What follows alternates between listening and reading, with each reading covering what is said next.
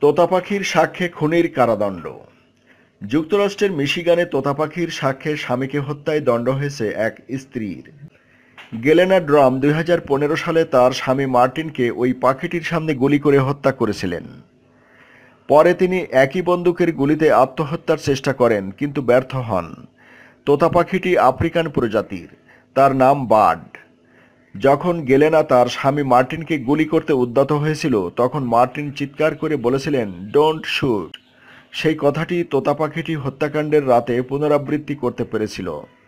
এ কারণে সাক্ষী হিসেবে আদালত তা গ্রহণ করেছে বলে জানান মার্টিনের সাবেক স্ত্রী ক্রিশ্চিয়ানা কেলার। ৪৯ বছর বয়সী ডোরাম স্বামীকে হত্যার পর আত্মহত্যার চেষ্টায় গুরুতর আহত হলেও তিনি বেঁচে যান। মার্টিনের মা লিলিয়ান বলেন, এটা ছিল নির্দয় হত্যাকাণ্ড। 2 বছর পর সুবিচার পাওয়া গেল।